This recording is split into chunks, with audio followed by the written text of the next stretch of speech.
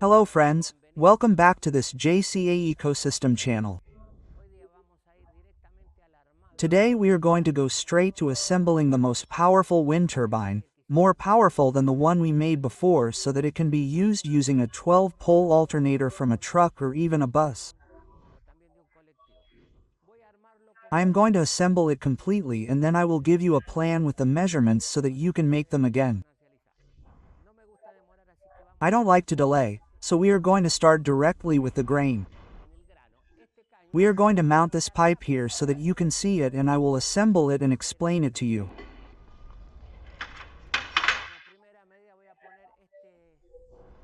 As a first step, I am going to put this cut pipe which is for insulation because we are going to make a kind of rotor so that it goes there so that it can be connected, so that we do not have the problem of the cable getting tangled.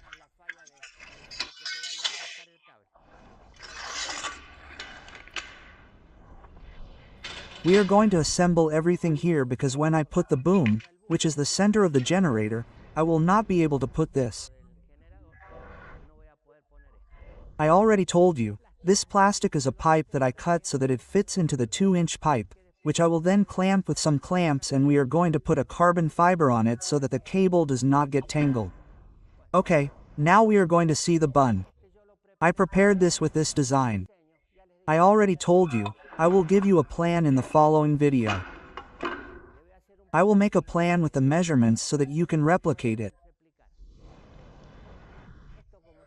This, as you can see, rotates freely and here it will have a carbon fiber that will rub against a system so that the cable does not get tangled. I am going to assemble it. Everything here in the chamber so that you can see. This is the generator that I have already shown in previous videos. It is a 12-pole generator and I am going to install it on the support. I call it the boom because of the main support. I do not know what to call it. I say the boom, but I do not really know what it is called. If anyone knows what it is called, tell me later. It is the center of the wind turbine. The vane, the center, what do I know, the boom. In antennas it's called a boom. Precisely that pipe that joins the antennas. I'm going to install the engine on the boom. Let's see. We're going to use the same original shapes that the alternator has to put 3 supports on it.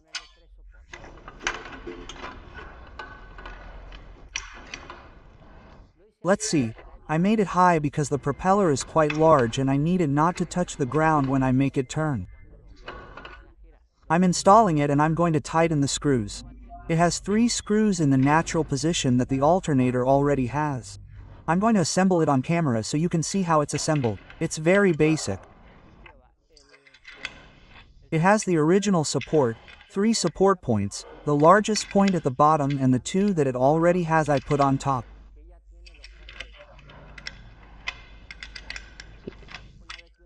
Once you prepare this, you can put any alternator that is of the same type.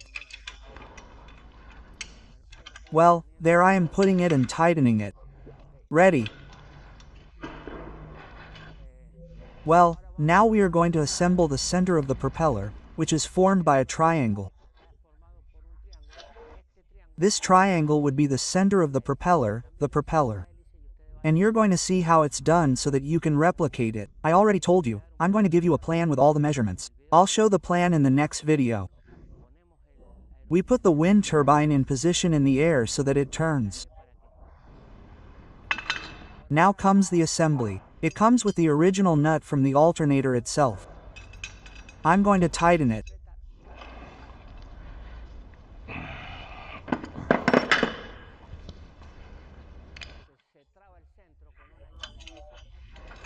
The center is locked with a special wrench and this is tightened so that the 2 plates come together and it is completely stopped. This is how the pulley comes from the factory. Well, that's how we're going to do it too. Well, the main propeller support is placed there.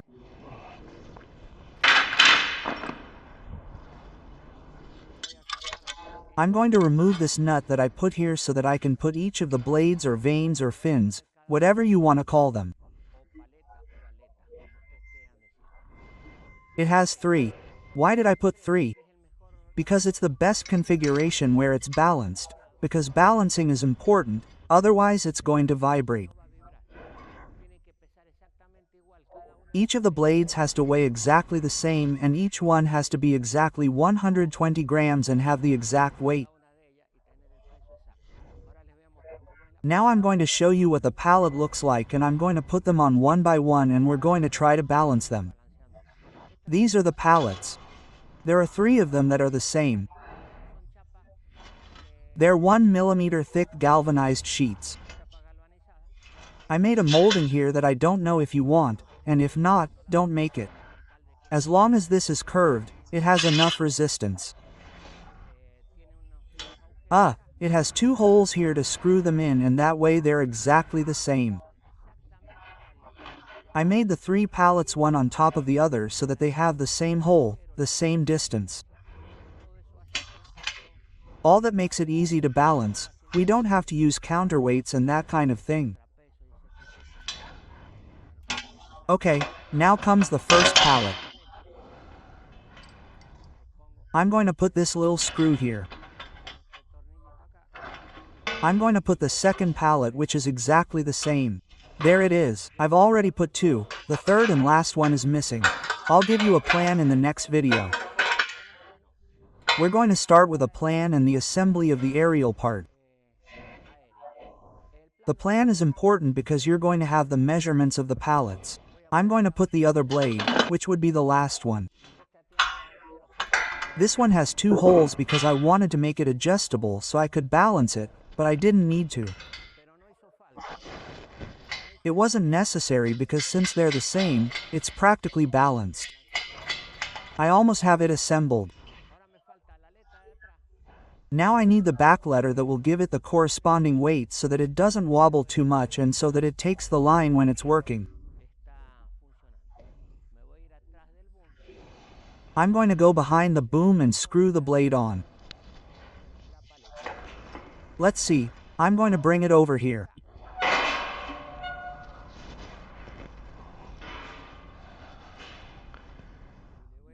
And I'm going to screw the back letter here.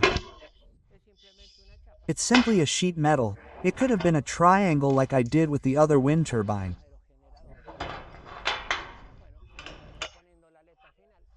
Well, I'm putting the final fin on. I'm tightening it. I didn't make a slit in the center because it's not necessary. The boom is quite long and there's plenty of it and it won't weaken the change. Look how this center looks. It's not chosen at random. It's simply an exact balance between the weight of the propeller, the generator, and the length of the boom with respect to the fin. If you can see, now comes the somewhat critical part, which would be how to prevent the cable from tangling. We are going to do it, although first we would need to mount a support that I made here to this part, so that it does not bend. I am going to put the nuts on the central support that I made. This support is important so that the plates do not bend. If you do it with a very thick plate, you may not need this support. The plate I made was not thick enough and it felt a little weak. So, I made this star to improve the effect of the force in the center. Don't forget that the greatest amount of force is applied here at this point. As it moves towards the blade, the force decreases towards the tip of the blade.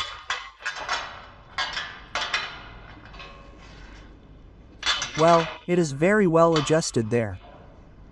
Let's adjust the other one. It is almost ready. Now we are going to mount the cable, which is very important because this is the part where you have to do it so that the cable does not tangle. I designed a system that I think is very good with a carbon fiber, and now I'll show you how I did it. Well, let's see how it works. It seems to work very well, very light, very spectacular. I see it quite balanced and centered. Anyway, you can try it with the same propeller, so that it stays still there, so that it stays still here. If it doesn't stay still, it's because there's more weight here than there, and that's how you can balance it. You can make some holes and put some counterweights on the ends. Let's go to this part. I almost have it assembled. As you can see, here there's a central tube that's fixed. It's the towers, and inside there's the rotating tube that's welded to the boom. I put a piece of plastic tube here that I'm going to use as an insulator so that it doesn't touch the cable in the boom. It's already insulated. Then my idea is to put a stainless steel plate. Just like you can see with 2 clamps. As you can see, this plate is made of stainless steel. It could also be made of copper. It's a plate that's placed there on the plastic pipe so that it's insulated.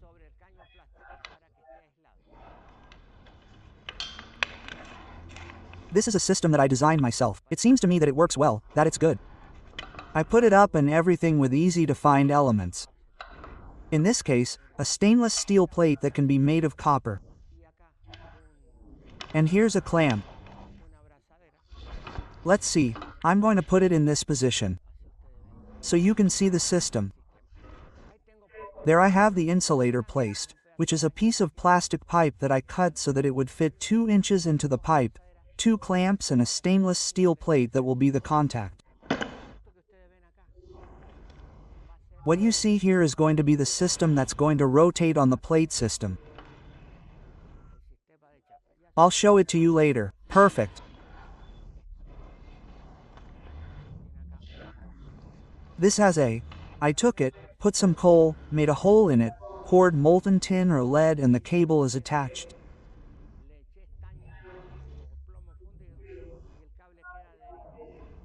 On this side I put a spring with a cap and placed it in a plastic pipe so that it's insulated.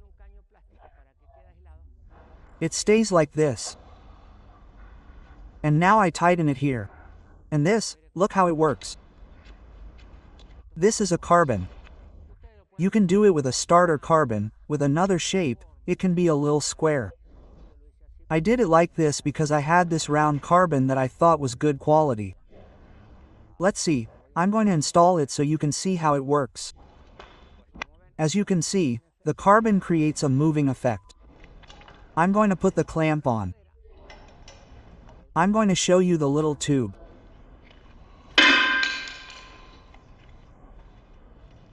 I have to put another clamp on and the little tube in the middle.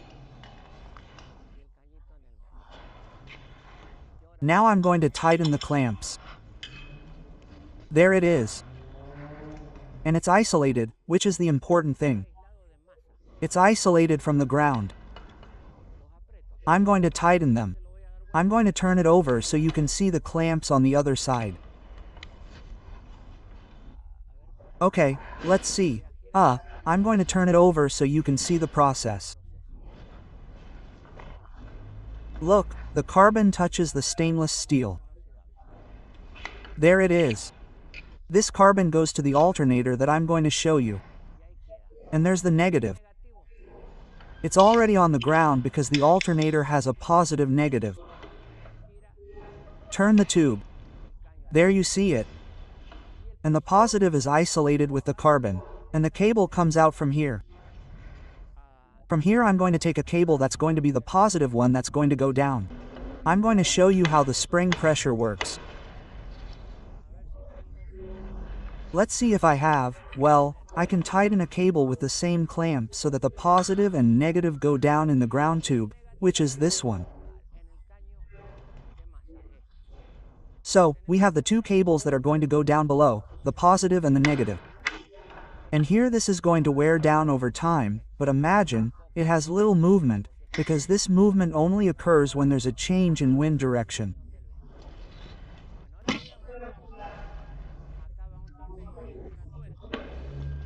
Well, now I'm going to show you. Here goes a screw, a nut with the cable there, and the positive cable would be installed.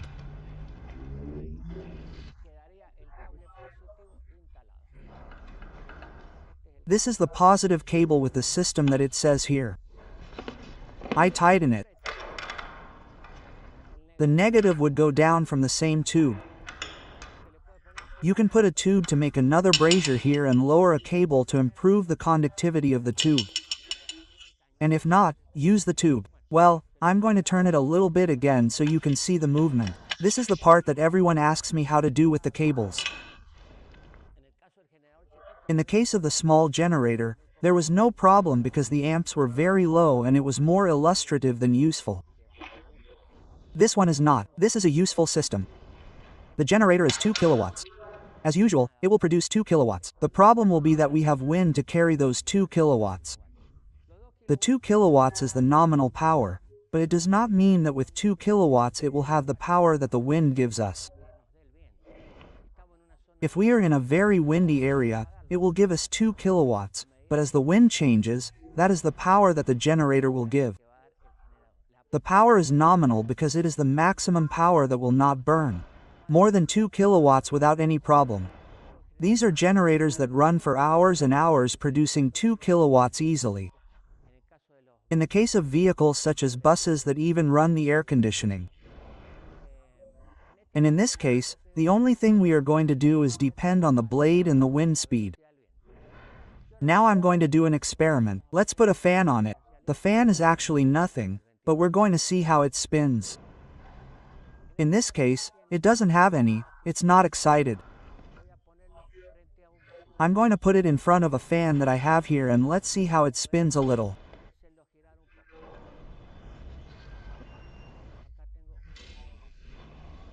Here I have a. Let's see, if it spins with a fan, it's because it's going to work. If it doesn't spin with a fan, forget about it, it's stiff or something's wrong with it. It's not really spinning that powerfully, but anyway, it started spinning there, I think. Let's see, the air has to hit all 3 blades together. In this case, I'm hitting just one and it's not enough, but we're going to see it spin just the same. Let's see.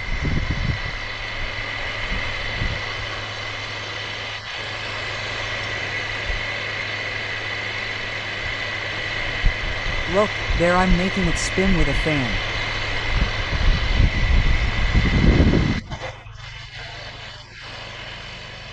As we know, the fan isn't enough, but it's only hitting one area. When it's placed outside, the air will hit the entire surface of the blade and it will hit all of them simultaneously and it will work better.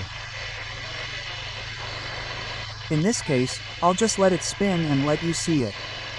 I can't extract electricity at that speed because it's just to test the blades. I already told you, the nominal power is high, it's going to have good strength, we're not going to burn it easily and it's going to have power. What we're going to need is a wind proportional to what we want to extract. If the area is very windy, we're going to bring a lot of power. If the area is not very windy, we're going to have what the wind gives us, but we're not going to burn it. In the case of the small wind turbine, no matter how much wind there is at that moment, there comes a limit because it's a generator of very few watts. Not this one is for kilowatts. I made this big one because in reality what everyone is interested in is being able to apply it to their home. Well, this one will work for their home. I already told you, it has to have wind, 100 wind zones. In the next video I'm going to show you and I'm going to give you the formula. Hey, I'll give you a little bit more details.